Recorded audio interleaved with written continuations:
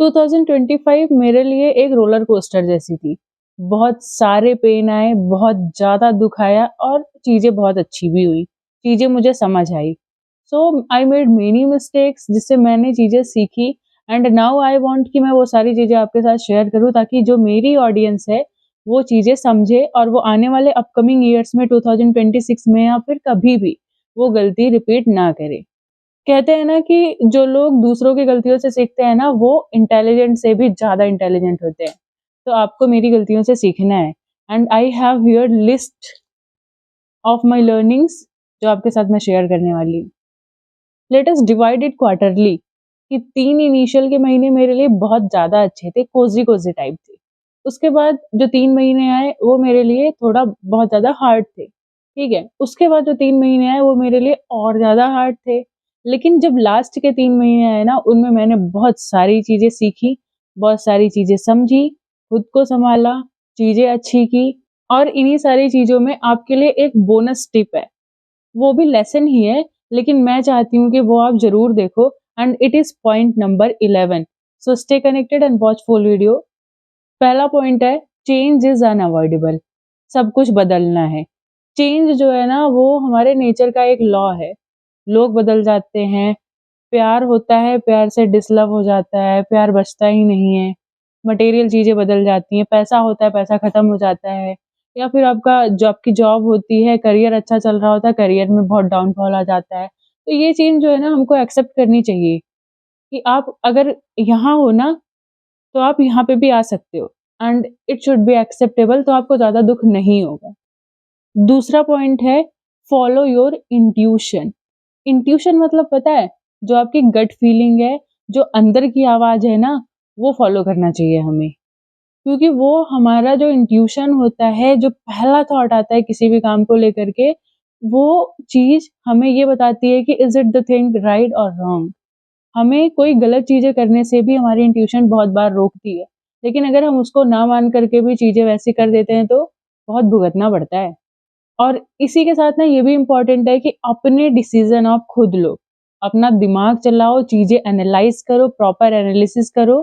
किसी दूसरे के बहकावे में आकर के अगर आप आज डिसीज़न लेते हो ना, तो कल को आप अगर गलत होती है चीज़ें तो आप वहाँ पे बोलोगे यार मैंने उसका क्यों सुना?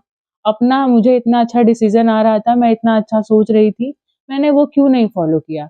तो आज से start taking your intuition seriously और start taking your decision in your life. ये आपकी जिंदगी है, ठीक है? अच्छे डिसीजन लेना, गलत काम के लिए कोई डिसीजन मत लेना। जो तीसरा पॉइंट है, it is do not trust anyone.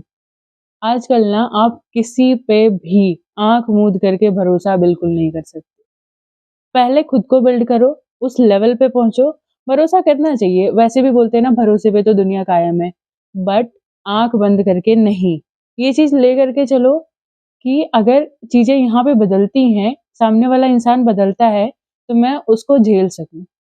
और बिल्ड योरसेल्फ, अपनी नॉलेज पे काम करो, बुक्स रीड करो, अपने ऊपर काम करो, वर्कआउट करो, जिम जाओ, अपने ऊपर काम करो। अल्टीमेटली ना एंड में आप आपके साथ होगे, आपके साथ कोई नहीं खड़ा होगा, सिर्फ आप और आप ही रह जाओगे।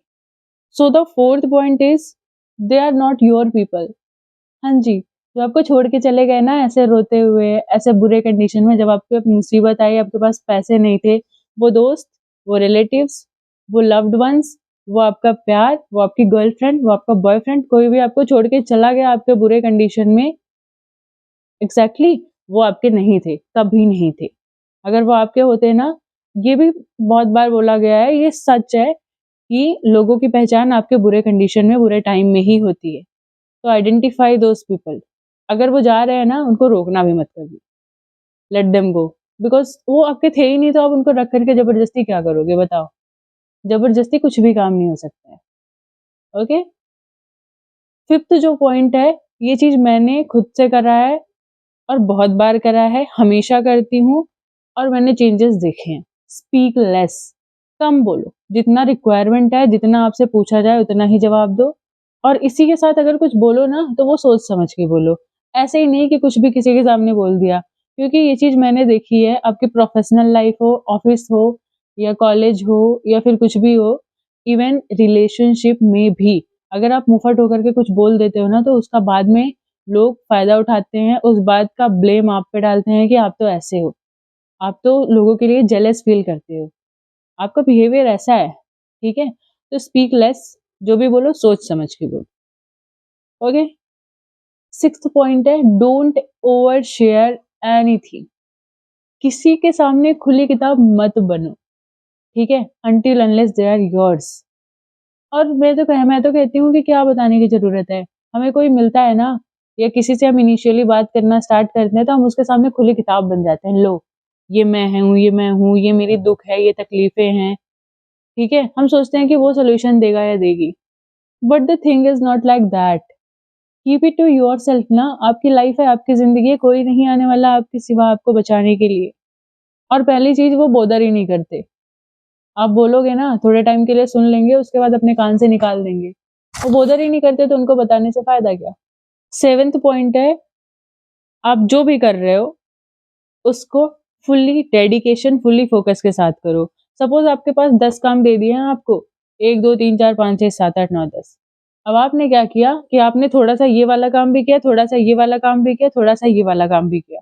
आपका कोई भी काम कंप्लीट नहीं हुआ। आप फुल्ली फ़ोकस होकर के कोई काम नहीं कर पाए, और आप उस चीज़ की रिस्पॉन्सिबिलिटी भी नहीं ले सकते हो। कोई अगर आपसे पूछता है, सपोज़ आपका ऑफ़िस वर्क है, बॉस आपका पूछता है कि हाँ, ये चीज़ करा आपने? तो व्हाट यू आंसर कि सर ये मैंने थोड़ा कर दिया, ये थोड़ा कर दिया, तो फिर वो चीज़ एक्सेप्टेबल नहीं होती। आप एक काम करो, उसको डेडिकेटली अच्छे से करो। आप पढ़ने के लिए 1 पेज पढ़ो, 1 चैप्टर पढ़ो, उसको अच्छे से पढ़ो, ठीक है? इतना हेस्ट करने की ज़रूरत नहीं है। लाइफ़ को ना जितना स्लो करोगे, उतना ज़्यादा अच्छा होता है। तो स्लो करके सीखो, आगे बढ़ो, and that is the life. पता है 8th पॉइंट क्या है? Don't ever force anyone to love you. किसी को फोर्स मत करो, कोई जा रहा है ना, जाने दो। कब ब्रेकअप हो गया है ना, आपकी गर्लफ्रेंड बॉयफ्रेंड जा रही है, लेट देम गो। या कोई भी आपका दोस्त है ना, आपको ब्लेम करते हुए जा रहा है कि अरे तू तो ऐसी नहीं कर सकती, तू ऐसी है ही नहीं, तेरी ये ऐसी हिम्मत है, या तू, तेरी क्वालिटी ऐसी है, लेट देम गो। ठीक है, मैं तुम्हें एक्सेप्टेड नहीं हूँ, तो जाओ, चले जाओ। वो आपके कभी थे ही नहीं, अगर ऐसा करके जा रहे हैं तो। वो जगह वेकेट करो, वो जगह जिसके लिए है, उसके आने का वेट करो। Got it? और हाँ जी, ये बात याद रखना, आपकी वर्थ जिसको होगी ना, वो आपके साथ रहेगा, और जिसको नहीं होगी, दे विल पार्ट अवे। तो let them part away, okay? चाहे वो आपका कोई ऑफिस हो, आपकी वैल्यू नहीं समझ रहा है, हम इनिशियली चीज़ें झेलते हैं, बट जब वो हद से ज़्यादा पार हो जाती है, तो लीव इट, वहाँ से चले जाना ही बेटर है। उस रिश्ते से निकल जाना ही बेटर है। उस रिलेशनशिप को छोड़ देना ही बेटर है, जो आपकी मेंटल पीस को स्टेबल नहीं रहने दे रही है, जो आपकी मेंटल पीस को खा रही है, लेट देम गो। और एक चीज़ अच्छा बताऊँ, जो आपका है ना, वो आपसे कोई छीन नहीं सकता है, और जो चीज़ आपका नहीं है ना, वो चीज़ आप अपने साथ ज़बरदस्ती रख कर के क्या कर सकते हो? कुछ भी नहीं करा सकते उस चीज़ से। 9th इज़ भगवान से जुड़ो। देखो, एक पावर है, एक पावर है जो हमारे थिंकिंग के बियॉन्ड भी काम कर रही है। वो डिवाइन पावर है ना, वो भगवान है। आप नहीं मानते हो, आप किसी में तो मानते हो, आप यूनिवर्स में मानते हो, बट स्पिरिचुअलिटी हमारे अंदर इनकॉर्पोरेट करना बहुत, बहुत, बहुत इम्पोर्टेंट है। भगवान से जुड़ो, वही सारी चीज़ें कर रहे हैं, एंड ट्रस्ट मी, चीज़ें आपकी बदलेंगी। मैं बहुत कॉन्फिडेंस के साथ बोल रही हूँ, क्योंकि मैंने ये चीज़ें ऑब्ज़र्व करी है, मेरे साथ चीज़ें हुई हैं। और ये चीज़ आप आज लिख करके रख लो, कि रिया ने ऐसा बोला था कि trust in the God and things will change in the positive way. आपके लिए चीज़ें बदलेंगी, और अगर बदले तो मुझे इसी वीडियो पे कमेंट करके बताना। 10th पॉइंट इज़ कि किसी के लिए ना उतना ही करो, किसी के लिए उतने ही सैक्रिफाइसेस करो, जितना अगर वो आपको छोड़ के चला जाए या चली जाए, आपको दुःख ना हो, आपको हर्ट ना हो, उतनी ही चीज़ें करो।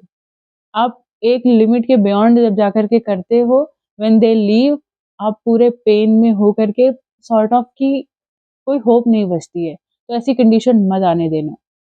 इधर वो आपका कोई भी रिश्ता हो, ठीक है? समझ आ रही हैं बातें?